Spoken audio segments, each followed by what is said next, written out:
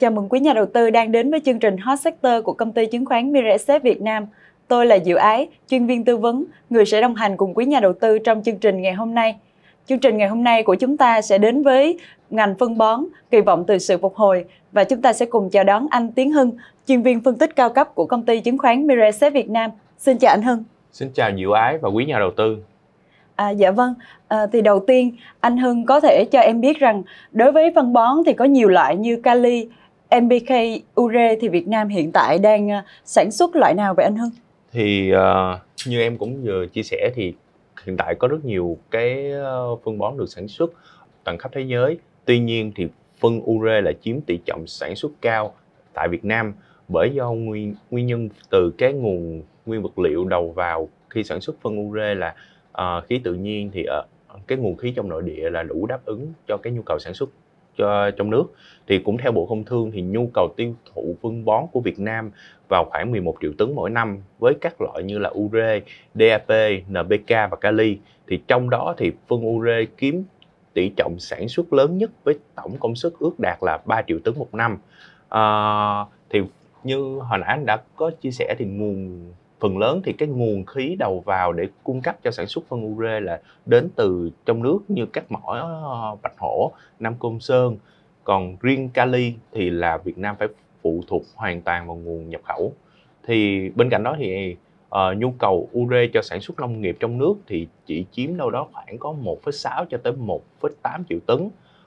Thế nhưng thì năng lực sản xuất của 4 nhà máy ở trong nước bao gồm đạm Cà Mau, đạm Phú Mỹ, đạm Ninh Bình và đạm Bắc Hà thì đã đạt hơn khoảng 3 triệu tấn. Thì cái phần dư này là sẽ đáp ứng cho cái nhu cầu xuất khẩu của phân ure. Dạ vâng, như anh nói thì khí là nguyên liệu đầu vào chính. Vậy thì anh có thể nói thêm về quy trình sản xuất phân bón từ khí không ạ?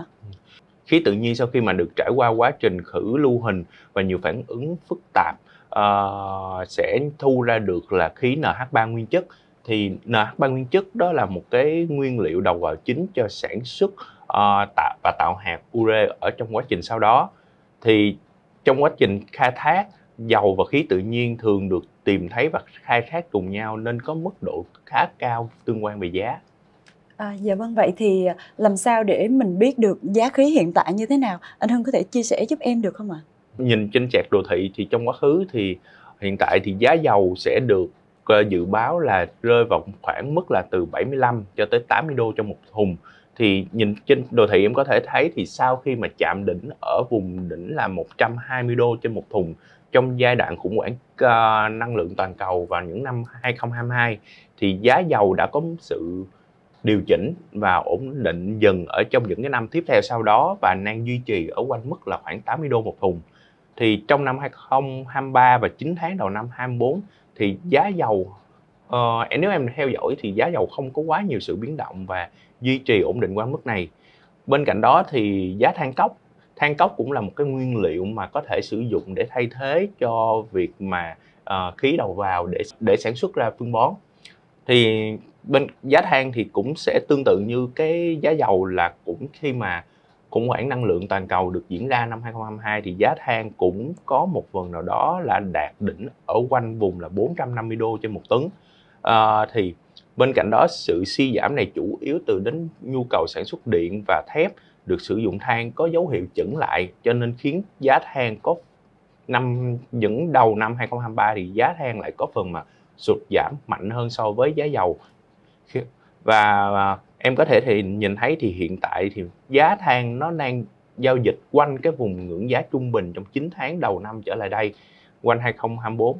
Với cái việc mà nguyên liệu đầu vào là giá than và giá dầu đang ở quanh vùng mức thấp nhất như vậy thì sẽ phần nào mà giúp cho cái biên lợi nhuận gộp của các doanh nghiệp phân bón khi mà giá sản xuất đầu vào ở mức thấp mà giá bán phân bón thì vẫn sẽ duy trì ở mức tương đối tốt đối với doanh nghiệp. Thì bên cạnh đó sẽ giúp cho biên lợi nhuận của các công ty phân bón này sẽ giữ được ở mức tốt nhất và từ đó thì sẽ mang lại doanh thu lợi nhuận tốt nhất cho các doanh nghiệp trong ngành. Dạ vâng, cảm ơn câu trả lời của anh Hưng. Vậy thì ngoài Việt Nam, trên thế giới có quốc gia nào sản xuất cũng như xuất khẩu phân bón lớn không anh Hưng? Thì trên cái biểu đồ anh cũng đưa ra thì là em có thể thấy rằng đó là Nga sẽ là một cái quốc gia mà chiếm được giá trị xuất khẩu phân bón lớn nhất trên thế giới.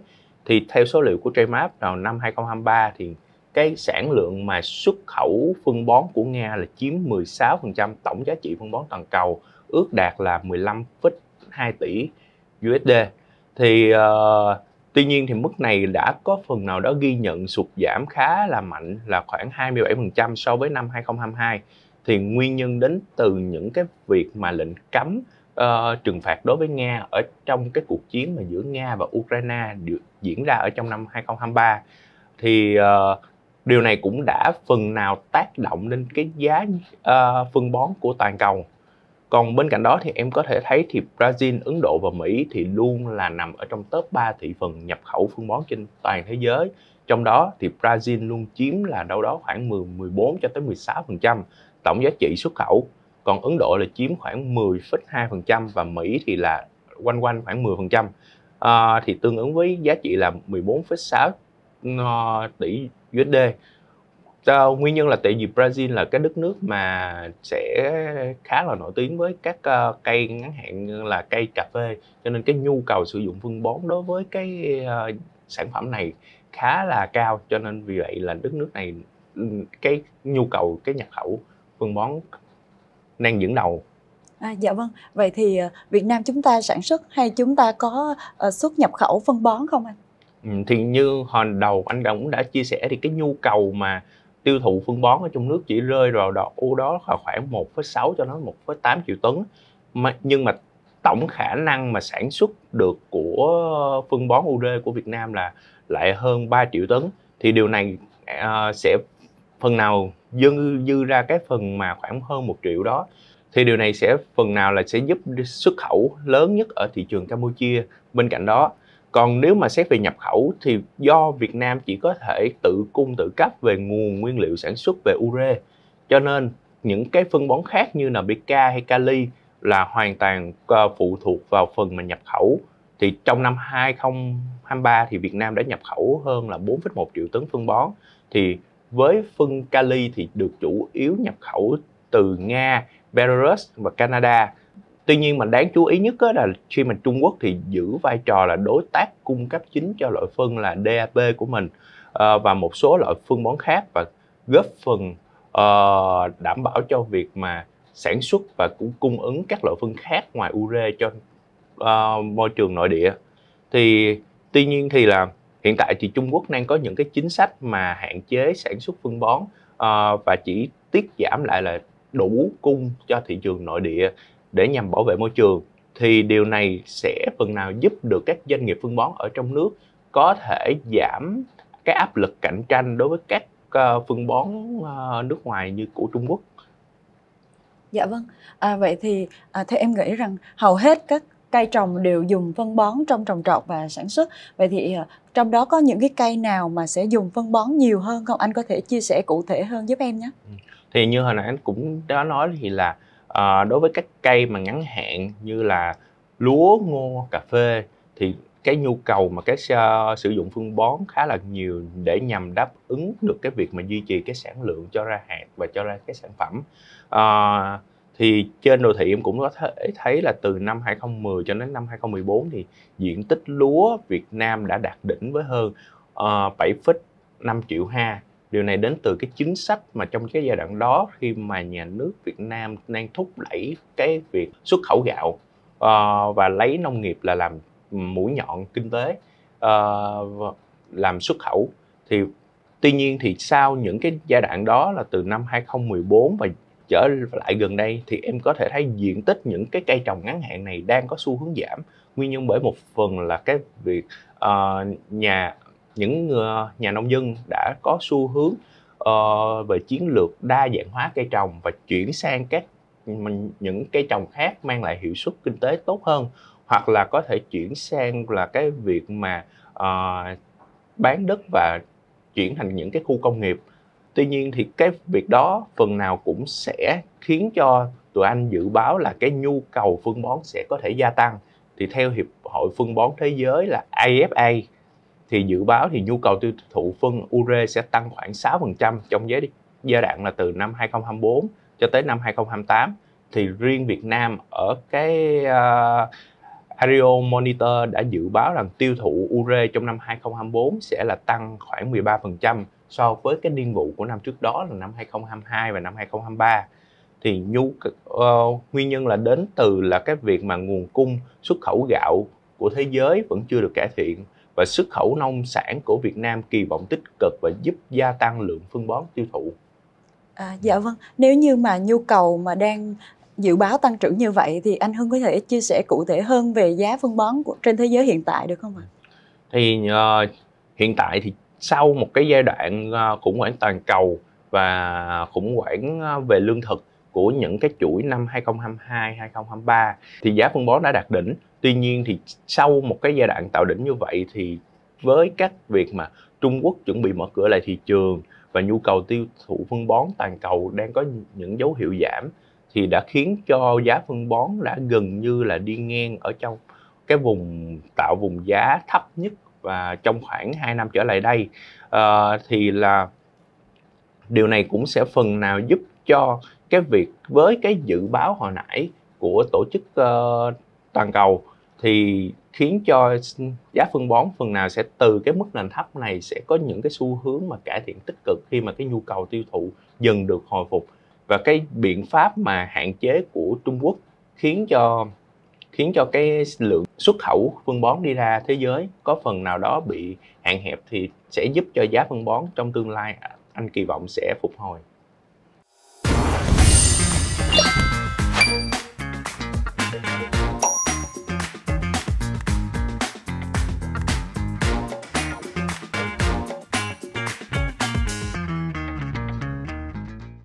Dạ vâng, cảm ơn những chia sẻ của anh Hưng ngày hôm nay đã giúp cho em biết thêm nhiều thông tin về ngành phân bón.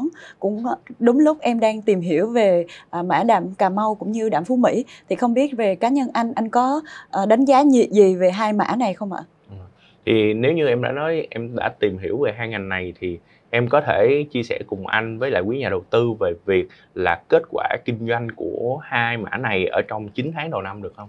Dạ vâng, về kết quả kinh doanh của hai mã đạm Cà Mau và đạm Phú Mỹ thì em có tìm hiểu. Thì đối với đạm Cà Mau, doanh thu thuần và lợi nhuận sau thuế của đạm Cà Mau trong 9 tháng đầu năm 2024 khá tốt, lần lượt đạt 9.241 tỷ đồng, tăng 2% so với cùng kỳ, và 1.055 tỷ đồng, tăng 69% so với cùng kỳ. Sở dĩ đến từ nguyên nhân là biên lợi nhuận gộp được cải thiện từ 12,3% lên 18,4% với giá bán trung bình ước tính khoảng 9.919 đồng trên 1 ký và tăng 3,1% so với cùng kỳ. Nguyên nhân thứ hai đó là lợi nhuận khác tăng mạnh nhờ ghi nhận khoản lãi từ giao dịch mua giá rẻ đạt hơn 167 tỷ đồng, một phần từ thương vụ thâu tóm 100% của KVF trong tháng 5 năm 2024. Dạ vâng, nguyên nhân thứ ba là chi phí lãi vay tăng mạnh lên 28,7% tỷ đồng so với hơn 6,2 tỷ đồng so với cùng kỳ năm trước. Thì những cái thông tin em chia sẻ thì khá là đúng và chính xác, thì có vẻ em đã tìm hiểu khá là kỹ. Thì bên cạnh đó thì anh cũng bổ sung thêm một số ý để cho em và quý nhà đầu tư có thể dễ dàng theo dõi hơn. Thì là trong cái mặc dù cái sản lượng phân ure là cái sản phẩm chủ lực của đạm Cà Mau, tuy nhiên thì là sản lượng sản xuất của phân ure ở trong 9 tháng cũng giống như là tháng 9 đều có phần giảm lần lượt là đâu đó là khoảng 18% ở trong tháng 9 và 1% ở trong 9 tháng so với đầu năm, thì xuống là mức là 67,4 nghìn tấn và 701 nghìn tấn. Tuy nhiên cái sản lượng tiêu thụ trong tháng 9 lại tăng khá là mạnh với là 39%, đã đạt được 53.000 tấn. Tuy nhiên thì lũy kế ở trong 9 tháng lại có phần sụt giảm là 13,5% so với cùng kỳ, đạt hơn là 581.000 tấn. Thì cái thương vụ KVF mà em vừa kể trên thì đây là một cái nhà máy mà sản xuất có công suất sản xuất NPK với là khoảng 360.000 tấn trong một năm. Thì điều này sẽ giúp cho đạm Cà Mau phần nào đó có thể tăng được cái năng lực sản xuất về NPK ở trong những cái năm tiếp theo. Thì đã phản ánh qua đâu đó là trong 9 tháng đầu năm thì là trong 9 tháng đầu năm thì NPK được sản xuất đã đạt được là 130.000 tấn, tăng 44,3 so với cùng kỳ. Thì với những cái triển vọng khá là tích cực như vậy thì anh dự phóng được là doanh thu và lãi ròng trong năm 2024 của Đạm Cà Mau thì lần lượt sẽ đạt là 13.991 tỷ đồng, tăng 11,3% so với cùng kỳ. Bên cạnh đó thì là lợi nhuận đạt được là 1.407 tỷ đồng, tăng 26,7% so với cùng kỳ. Thì nguyên nhân cũng đến từ cái việc mà biên lợi nhuận gộp tăng khá là tốt, từ 16,2% lên 18,8%, bởi giá bán hiện tại đang có xu hướng là tăng so với cùng kỳ. Sản lượng tiêu thụ của ure và NPK thì dự kiến sẽ đạt là 832.000 tấn. Thì sản lượng ure là anh dự báo sẽ giảm là khoảng 4% so với cùng kỳ, và NPK lại tăng khá là mạnh khi mà đạt được 195.000 tấn, tăng 21,8% so với cùng kỳ. Còn chi phí lãi vay thì dự kiến là sẽ tăng 118% lên mức 61 tỷ đồng. Thì nếu mà dự phóng cho năm sau thì doanh thu thuần vẫn tiếp tục ghi nhận ở mức tăng khá là tốt với mức 7%, đạt 14.970 tỷ đồng, và lợi nhuận sau thuế là đạt được 1.618 tỷ đồng, tương ứng là mức tăng là 14,9%. Thì biên lợi nhuận gộp anh kỳ vọng năm sau vẫn sẽ tiếp tục duy trì ở mức cao với mức là 19,3% so với mức mà dự phóng vào năm 2024 là 18,8%. Thì chi phí lãi vay vẫn có phần tăng nhẹ là lên trên 61 tỷ đồng, tăng 2% so với cùng kỳ. Thì thu nhập khác giảm đáng kể xuống còn khoảng 10 tỷ do không còn ghi nhận được cái giao dịch mà mua giá rẻ trong với cùng kỳ ở năm 2023 là khi mà ghi nhận mua mã KVF.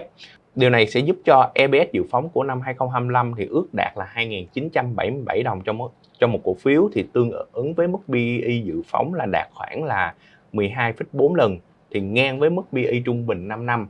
Và chúng tôi đánh giá tích cực đối với Đạm Cà Mau bởi cái yếu tố là cái chính sách mà VAT 5%, chúng tôi kỳ vọng sẽ được Quốc hội thông qua ở trong những kỳ họp vào cuối năm. Sau nhiều lần đã trình và xem xét thì chúng tôi kỳ vọng thì điều này sẽ tăng. Thì cái yếu tố là VAT 5% thì hầu hết là những cái báo cáo phân tích về ngành phân bón cũng như là đã được nhiều người đề cập khá là nhiều. Thì với cái việc mà tăng thuế VAT 5% như vậy thì nó sẽ tác động khá là tích cực đối với các doanh nghiệp ngành phân bón. Bên cạnh đó thì là với cái kỳ vọng là giá phân bón sẽ có phần phục hồi ở trong thời gian tới. Em cũng đã trình bày khá là chi tiết thì đối với doanh thu trong 9 tháng của Đạm Cà Mau. Vậy thì em còn có tìm hiểu hay là phân tích về cái doanh thu cũng như là lợi nhuận của Đạm Phú Mỹ ở trong 9 tháng đầu năm hay không? Dạ vâng, về mã Đạm Phú Mỹ thì em cũng có phân tích về doanh thu cũng như biên lợi nhuận gộp. Thì trong 9 tháng đầu năm, Đạm Phú Mỹ đạt doanh thu thuần khoảng 10.332 tỷ đồng, tăng nhẹ 1,8%.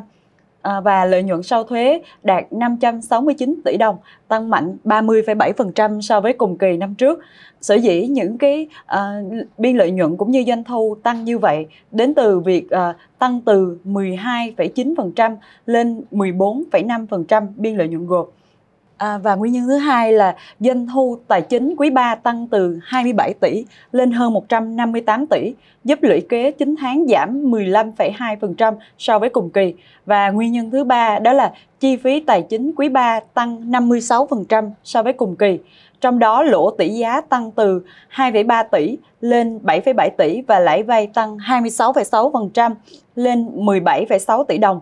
Lũy kế 9 tháng, chi phí tài chính giảm 58,5% so với cùng kỳ năm trước. Thì đó là những thông tin mà em đã tìm hiểu về mã Đạm Phú Mỹ. Không biết là còn những thông tin nào cụ thể hơn nữa không? Thì dưới góc nhìn của phòng phân tích thì mời anh Hưng chia sẻ giúp em nhé. Ok, thì Đạm Phú Mỹ thì là một trong những nhà phân phối và cũng giống như là sản xuất ure lớn ở trong Việt Nam sau Đạm Cà Mau. Thì vẫn là cái sản phẩm chủ lực chính đó là sản phẩm ure, thì chiếm khoảng 60% trong doanh thu của công ty với công suất thiết kế là 800.000 tấn một năm. Còn đối với phân bón NPK thì là chiếm 12% doanh thu với công suất thiết kế là 250.000 tấn một năm. Và thị trường thì đã đóng góp là khoảng đâu đó là 90% doanh thu và 10% doanh thu của đạm Phú Mỹ là đến từ cái việc xuất khẩu các quốc gia như là Ấn Độ, Nhật Bản và Hàn Quốc. Tuy cái giá dầu và cái tỷ giá lần lượt có phần nào đó tăng 11% và 7% so với kế hoạch, đã làm cho chi phí sản xuất phân bón trong 9 tháng đầu năm của đạm Phú Mỹ có tăng lên là 9% và 14% so đối với phân NH3. Tuy nhiên mà tổng sản lượng tiêu thụ là vẫn đạt được 103% kế hoạch. Thì dự báo trong cuối năm 2024 thì doanh thu thuần của đạm Phú Mỹ sẽ đạt là 14.519 tỷ đồng, tăng 7%, và lợi nhuận sau thuế là đạt 793 tỷ đồng, tăng là 53,2% so với cùng kỳ. Biên lợi nhuận gộp thì vẫn ghi nhận mức tăng có phần khiêm tốn hơn so với đạm Cà Mau, với tăng từ 12,2% lên mức là 13,9%. Chi phí tài chính là giảm là 25% so với cùng kỳ. Còn đối với các chi phí về bán hàng và quản lý doanh nghiệp lần lượt tăng nhẹ là 7,6% và 5%. Còn đối với năm 2025 thì phòng phân tích nhận định rằng doanh thu thuần sẽ tiếp tục tăng đâu đó là khoảng 5,3%, đạt ở mức là 15.289 tỷ đồng, và lợi nhuận sau thuế sẽ đạt là 960 tỷ đồng với mức tăng là 21%, với việc là biên lợi nhuận gộp có phần nào đó sẽ cải thiện lên mức là 14,8% so với cùng kỳ, cao hơn mức 13,9% ở dự phóng năm 2024. Chi phí tài chính ghi nhận ở mức giảm là 15%, xuống đâu đó còn 47 tỷ đồng. Còn chi phí quản lý doanh nghiệp và chi phí bán hàng thì có mức tăng lần lượt là 6,1% và 7,5%.